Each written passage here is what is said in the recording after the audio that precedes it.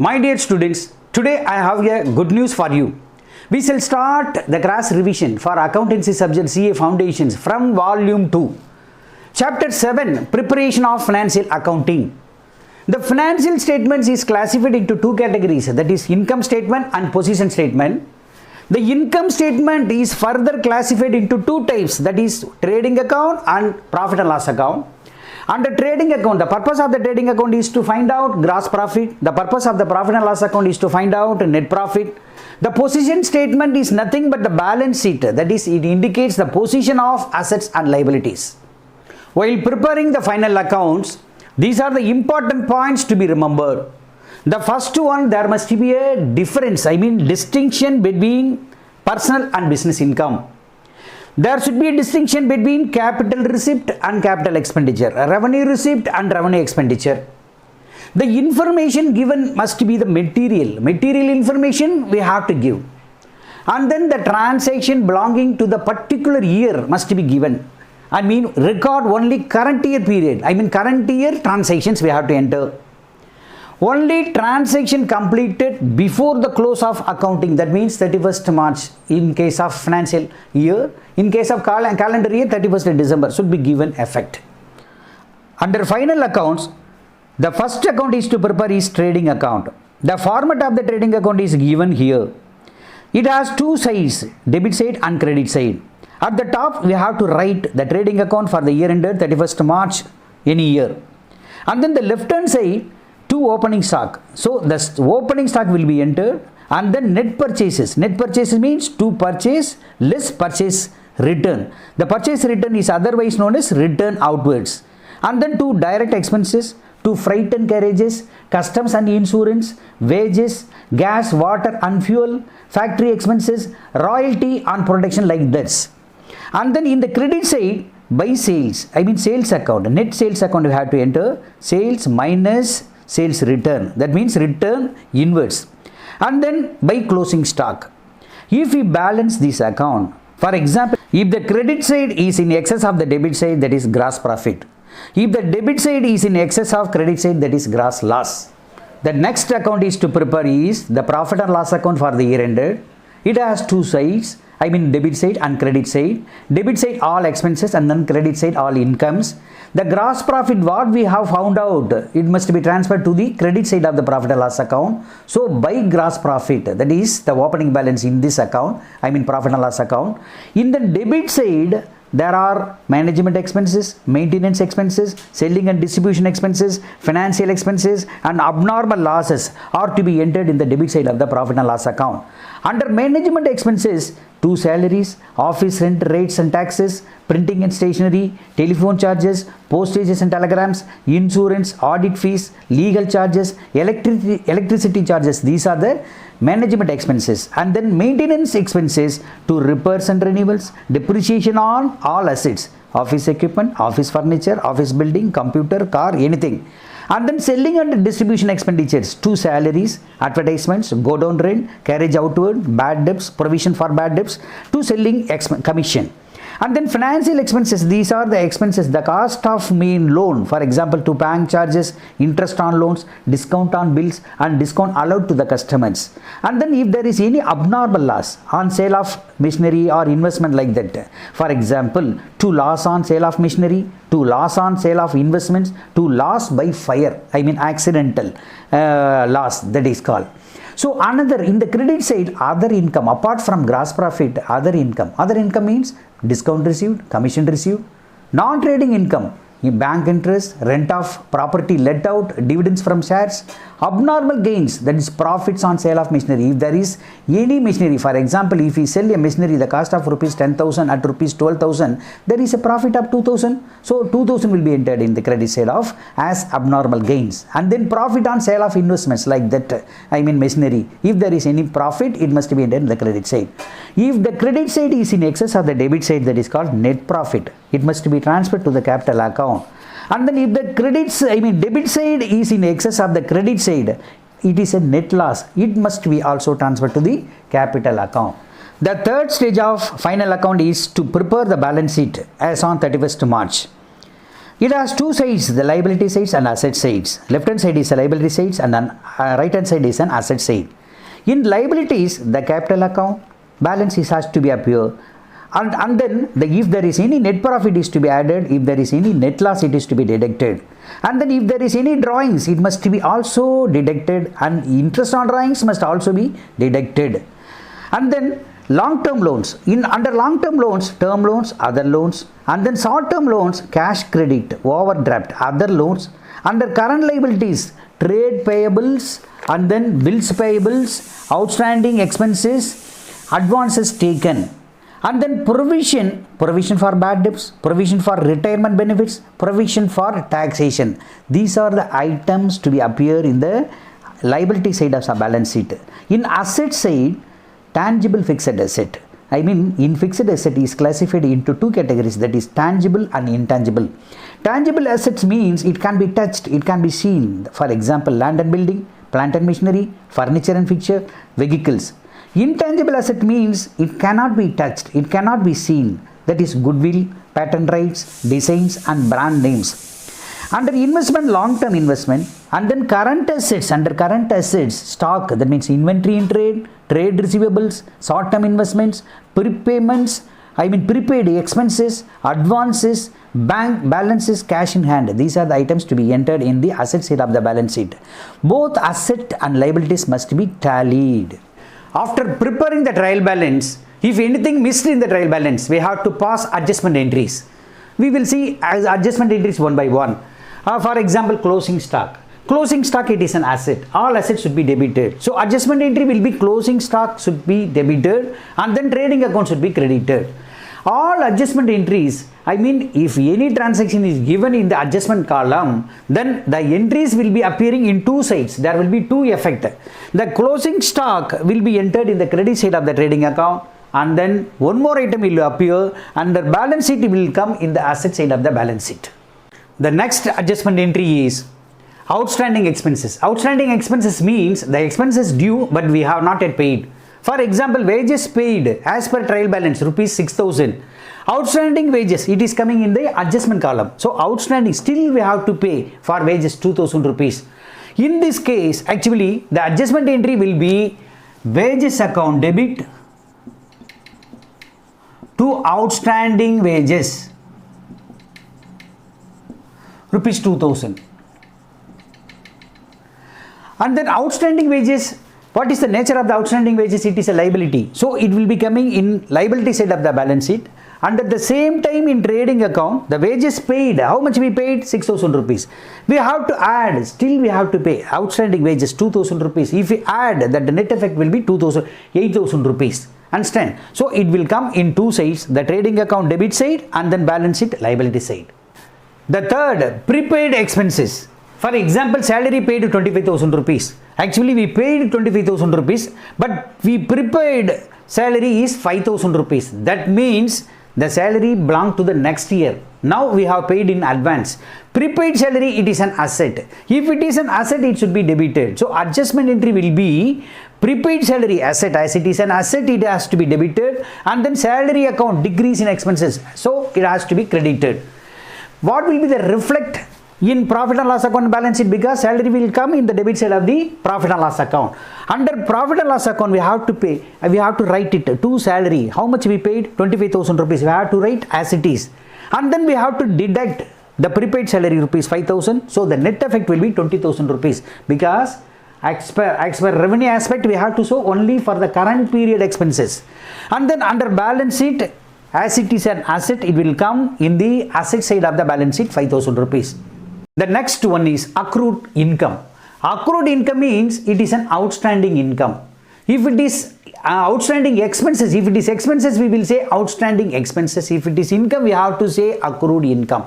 So, example, commission received as per trial balance 25,000 rupees. We have received commission. That is a income we received 25,000 rupees. Still we have to receive 5,000 rupees. That is accrued commission. It is an asset. If it is an asset, it should be debited. So accrued commission account debit to commission received. So what will be the reflect in the profit and loss account? Because we have to enter in the credit side. Because credit side is the income side. By commission received 25,000 rupees.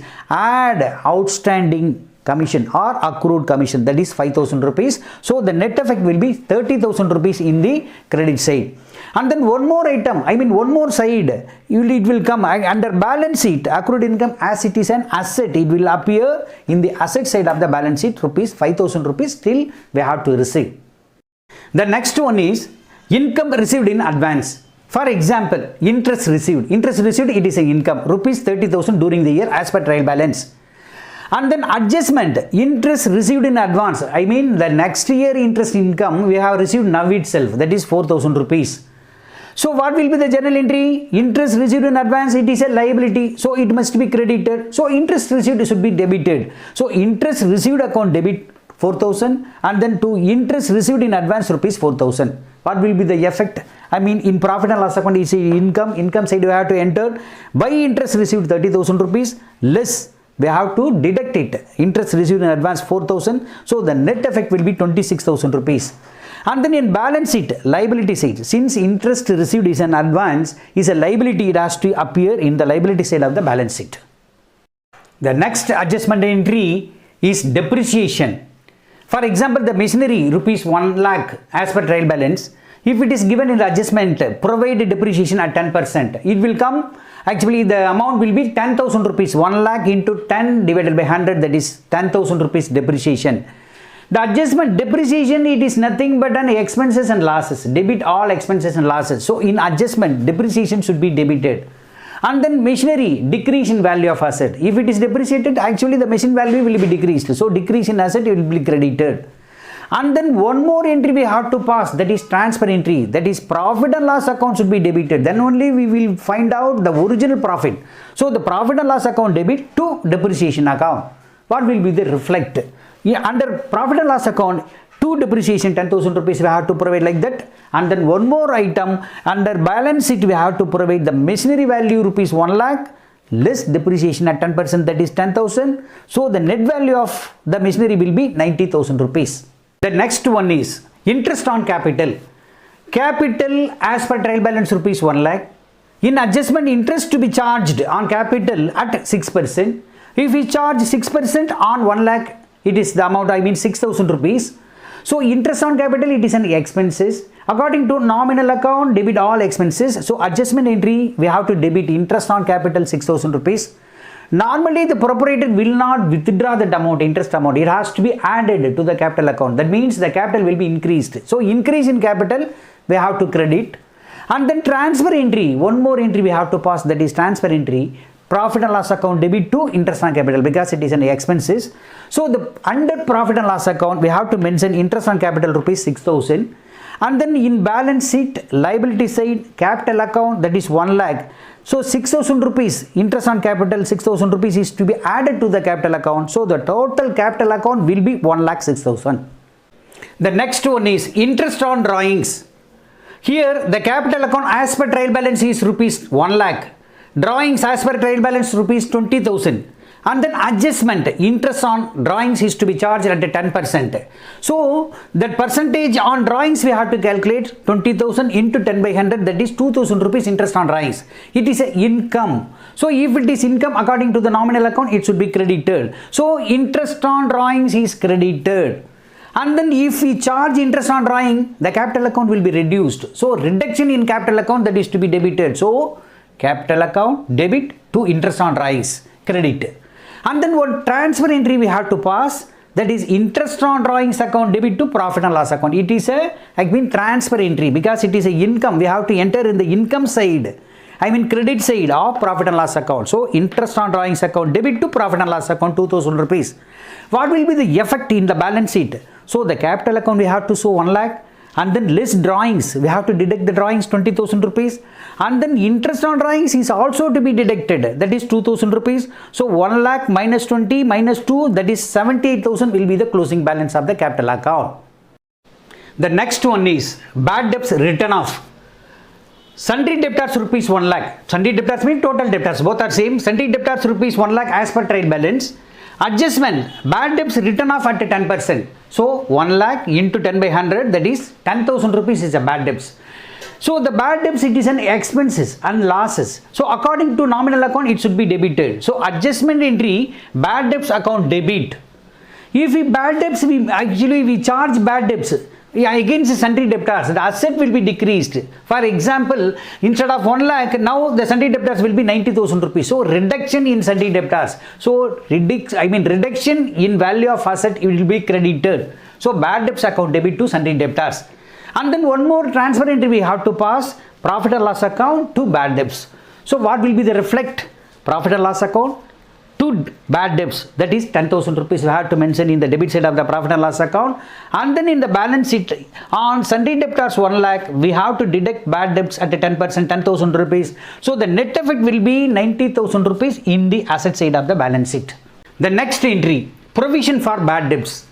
Sundry debtors rupees 1 lakh as per the trial balance. And then adjustment entry, adjustment we have to make, create provision for bad debts at 10%. So 1 lakh into 10 by 100, that is 10,000 rupees, we create a provision. That is nothing but we have to create some reserve in order to meet out the future contingencies. Here we need only transfer entry. The transfer entry, the profit and loss account debit to provision for bad debts. We have to set aside some portion in order to meet out the contingencies, future contingencies. So the profit and loss account, the debit side we have to make provision for bad debts 10,000 rupees. Like bad debts, bad debts written off here, sundry debtors rupees 1 lakh, less provision for bad debts, that is at 10%, that is 10,000 we have to deduct. So the closing balance will be 90,000. The next one is provision for discount on debtors. For example, we have to find out the good debtors. How to find out the good debtors? First of all, we have to deduct the bad debts written off from the sundry debtors. And then we have to deduct if there is any provision for sundry debtors, we have to deduct. So the remaining balance will be the good debtors. So on debt debtors, we have to create some provision for discount on debtors. Here, all the three will be accumulated here only. The as per trial balance, the sundry debtors rupees 1 lakh 10,000 rupees, it is given. But adjustment, there are 3 adjustment. Out of that 3 adjustment, we have already seen these 2. Bad debts, written off, and then create a provision for bad debts. And then create a provision for discount on debtors we have to see now. So good debtors. Good debtors means total debtors minus, for example, 1 lakh 10,000 rupees, that is a total debtors, less bad debts written off, that is 10,000 rupees we have to deduct. So 1 lakh rupees. So on that we have to create a provision. So less provision for bad debts. Provision for bad debts, that is 10%. So 10% on 1 lakh, that is 10,000 rupees. So remaining 90,000 rupees. That is, this is the good debtors. So for giving some incentive, we are giving some discount. That is a creation for, provision for bad debts. Discount on debtors. So discount on debtors is to be made only on the good debtors. This is called good debtors. At 10%, so we have to deduct provision for discount on debtors, that is 10%. 10% means 90,000 into 10,000, 10%, that is 9,000 rupees will be the provision for discount on debtors. So how it will be? All adjustment entry and then transfer entry for these 2 we have already seen. Here we have to create a provision in order to meet out the contingencies. So only transfer entry is necessary, that is needed. So profit and loss appropriation, profit and loss account debit to provision for discount on debtors. So what will be the effect? Profit and loss account debit to provision for discount on debtors 9,000. We had already seen about the bad debts, already written off, and then provision, we had already created the provision. Now it is a current transaction. For the current transaction, provision for discount on debtors. How it will be reflected in balance sheet? The total debtors we have to show as it is in the trial balance. Actually, the as it is in the trial balance is 1 lakh 10,000 rupees, less bad debts 10,000 rupees. So remaining 1 lakh 10,000 rupees, this is less deducted. And then on 1 lakh we have to create the provision 10%, that is 10,000. So if we deduct, that is 90,000. That is a good debtors. Actually, this one is good debtors. So on which we have to create 10% provision for discount on debtors, that is 9,000 rupees. So the total debtor closing balance will be 81,000. It will be reflected in the asset side of the balance sheet. Is income tax paid for proprietor. If any amount withdrawn by the proprietor, we will treat it as a drawings account. So the drawings here, one example, cash account rupees 1 lakh as per trial balance, and then capital account rupees 1 lakh. We have to assume the both are same. So adjustment, income tax paid for the proprietor rupees 17,000 rupees. So drawings account should be debited. So adjustment will be drawings account, and then bank decrease in asset, so bank account should be credited. So drawings account debit to bank, income tax paid for the proprietor. Only the business transactions are to be entered in the profit and loss account. If it is drawn by the proprietor, so it is a personal transaction, we will treat it as a drawing, so there will be no effect in the profit and loss account, but the effect will be in the balance sheet. How it will be effective?